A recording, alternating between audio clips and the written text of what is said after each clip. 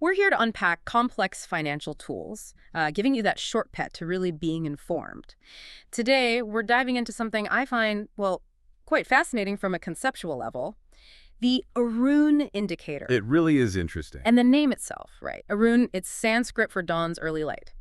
Tushar Shande developed it back in '95, aiming to spot the very, very beginning of a trend, like the first light of dawn. That name, Dawn's Early Light, it's actually perfect. It sums up the whole philosophy. It forces you to think differently about trends. See, most oscillators, they look at price changes over a certain time. How much did it move? Right, like momentum indicators. Exactly.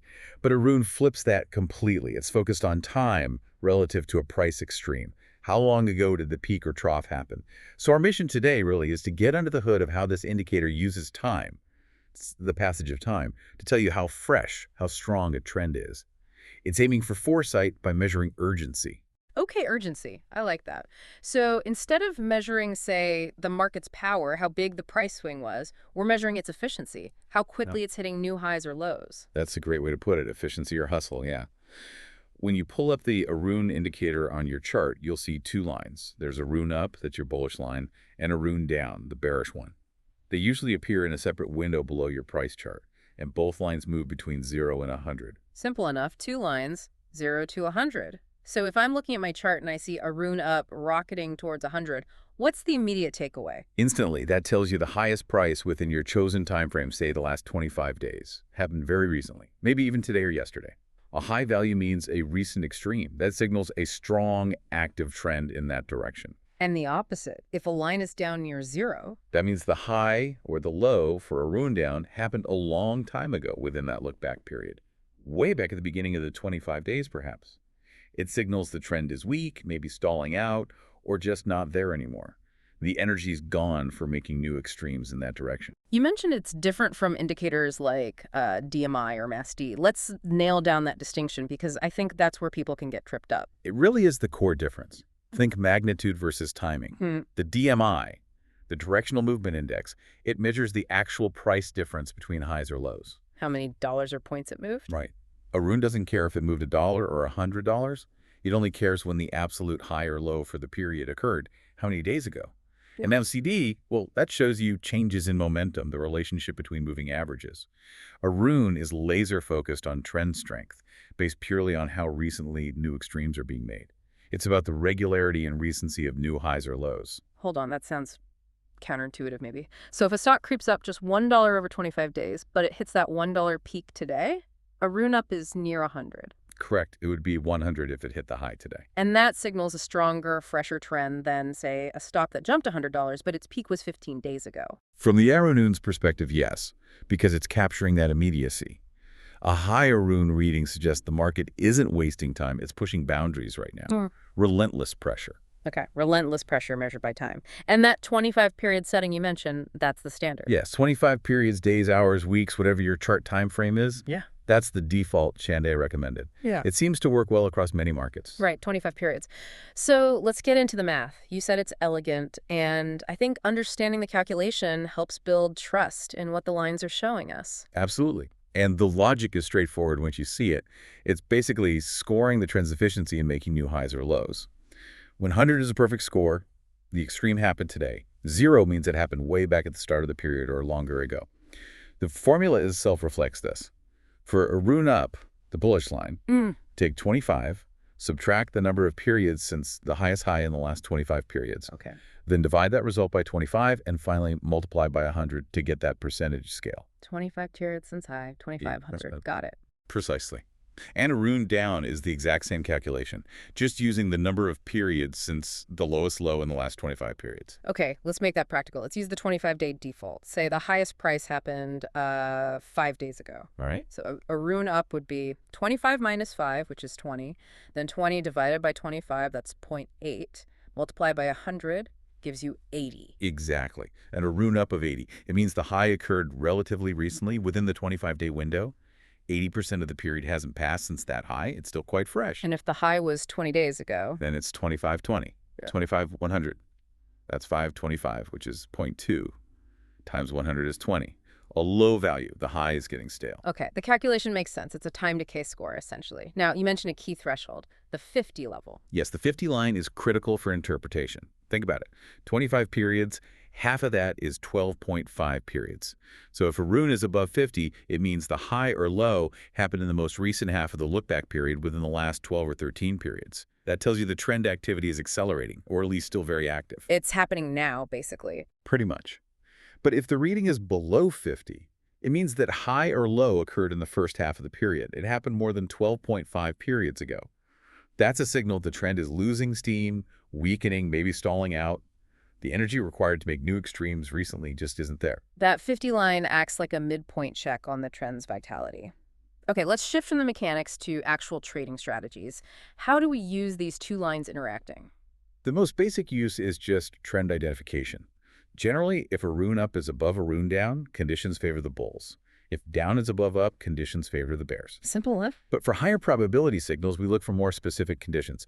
A really strong, confirmed uptrend is typically signaled when aroon up is high, let's say consistently above 70, and at the same time, aroon down is low, perhaps below 30. Okay, 70-30. That's a key signature for strong trend. High bullish efficiency, low bearish efficiency. Exactly, and vice versa for a strong downtrend. Aroon down above 70, aroon up below 30. And the most actionable signal for many traders.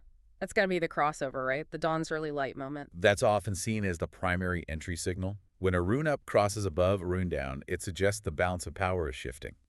Buyers are now setting recent highs more efficiently than sellers are setting recent lows. That's your potential buy signal. A potential long entry. Yes. And conversely, when aroon down crosses above aroon up, that's the potential sell or short entry signal. The bears are becoming more efficient at pushing prices to new lows.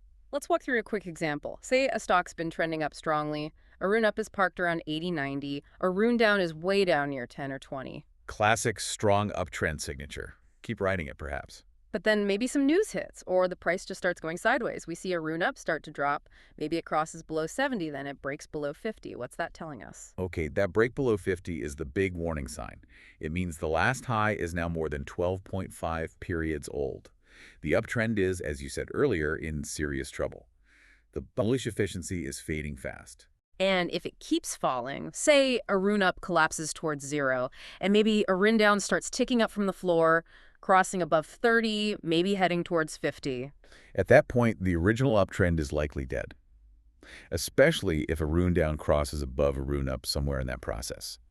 You're looking at consolidation at best, or more likely, the very early stages of a potential reversal. It seems really good at identifying when a trend is just losing its mojo. It is.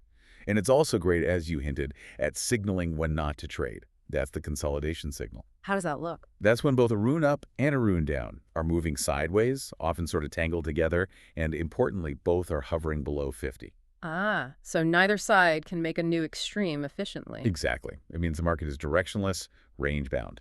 New highs aren't recent, new lows aren't recent. It's chopping around. In those conditions, experienced traders usually just stand aside. Wait for a clear breakout where one line decisively crosses above the other and preferably breaks above 50. Saves you from getting chopped up in a sideways market. Now, there was something you mentioned earlier, a paradoxical signal, where being too strong might be a warning. Yes, this is a more nuanced interpretation. Sometimes when you see an aroon line hit 100 and stay there for a bit, it can be an early warning. How so? It signifies extreme efficiency. The market made a new high or low today, or in the very last period. While that confirms the current trend's strength, some traders view that extreme reading, that perfect score, as potentially unsustainable, like an overbought or oversold condition, suggesting a pullback or consolidation might be near. So hitting 100 could mean peak strength, but maybe too peak. Kind of, yes. But, and this is a big but, you need extreme caution here. Markets can and often do remain technically overbought or oversold, according to Aroon or other oscillators, for a long time, while the trend screams higher or lower. Right. Using 100 as a fade signal on its own sounds risky. Very risky. It's maybe a heads up to tighten stops or look for other confirmation, but definitely not a standalone reversal signal. Confirmation is key. Which brings us to the Aroon oscillator. Is that just a way to simplify things? It is, essentially. The Aroon oscillator takes the two lines and combines them into one. The calculation is simple. It's just Aroon up minus Aroon down. Okay, up minus down. Yeah. So this single line oscillates between plus 100, when Aroon up is 100 and Aroon down is 0, and negative with the opposite. Now, how do we read that one line? Readings consistently above 0 suggest bullish control. Below 0 suggest bearish control. but the key levels are often considered plus 50 and native 50. Above plus 50 generally signals a strong uptrend is in place. Below native 50 signals a strong downtrend. And the zero line. The crossover of the zero line on the oscillator directly confirms the crossover of the aroon up and aroon down lines. So if the oscillator crosses from negative to positive, it visually confirms the aroon up is crossed above aroon down, your potential buy signal. So it cleans up the chart a bit, maybe makes the crossover clearer. For some traders, yes. Yeah. It consolidates the information visually. All right, we've covered the mechanics, the signals. Now for the reality check. No indicator is perfect. What are the main drawbacks of aroon, and how do we work around them? The biggest one, inherent in its calculation, is that it's a lagging indicator. It's based on past price action specifically when the high or low occurred in the past. Meaning the signal might come a bit late?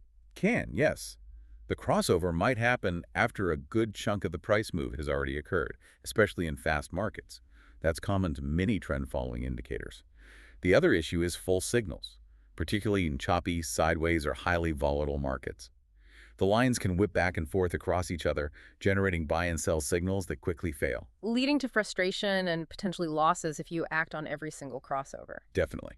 That's why you absolutely should not use aroon in isolation. It's much better used as a filter or confirmation tool within a broader trading plan. Okay, so how do we combine it effectively? What works well with aroon? Several approaches. One is using it purely as a filter. For example, you might decide you'll only consider long trades from, say, a moving average crossover system if aroon up is currently above aroon down, or maybe even above 50. So aroon acts as a permission slip for the main strategy signal. Exactly. Another powerful combination is with volume. A genuine aroon crossover signal, especially one breaking out of a consolidation range, is much more reliable if it occurs with a significant increase in trading volume. That suggests conviction behind the move. Volume confirms the interest. Makes sense. What about other oscillators? Combining it with momentum indicators like RSI or stochastic can be useful. For instance, if you get an aroon buy crossover, up over down, but RSI is already deeply overbought, say above 80, you might pause. It could be a late signal or prone to failure. Using one to check the condition of the other. Right. Or you could use a longer-term aroon, maybe 75 periods, to define the major trend. Then you only take short-term buy signals from aroon, 25 period. Or another indicator like MACD when the 75-period aroon confirms the overall uptrend, up above down. Layering timeframes. Okay. Speaking of timeframes, we mentioned 25 as standard. Does changing that setting make sense? It absolutely can, depending on your goals. While 25 is the standard default, longer-term position traders often prefer to lengthen the period, maybe 50, 75, or even 100 periods. Why would they do that? To filter out the short-term market noise. A longer period focuses only on the more significant multi-week or multi-month trends. You'll get fewer signals, but they might be more meaningful for a longer holding period. And for shorter-term traders? Day traders or swing traders might shorten the period, maybe down to 14 or 10. This makes the indicator much more sensitive to recent price swings, giving earlier signals. But presumably more false signals, too. That's the trade-off, yes. Yeah. A shorter period means more noise, more whipsaws. So finding the right setting often requires testing and depends heavily on the specific market or asset you're trading and your own trading style. So wrapping this up, the aroon indicator really gives you this unique percentage-based view of trend freshness. It's about the timing and efficiency of new highs and lows. Precisely. It forces you to consider the cadence, the rhythm of the market's progress, not just how far it moved in dollars and cents. And its limitation that it ignores the size of the move is also its core strength, its unique perspective. That's the paradox and the power of it. Which leads to a final thought for you, the listener, to ponder. Since aroon is so focused on time, how recently did the market exert itself to make a new extreme use? What does that tell you about market psychology? Does the efficiency in setting new highs or lows, the sheer urgency reflected in a high aroon reading, reveal something deeper about conviction or panic that pure price magnitude indicators might miss? Is the timing more psychologically telling than the amount? Something to think about next time you see those aroon lines moving on your screen. Food for thought indeed. Hopefully this deep dive helps you harness that dawn's early light in your analysis. Thanks for joining us.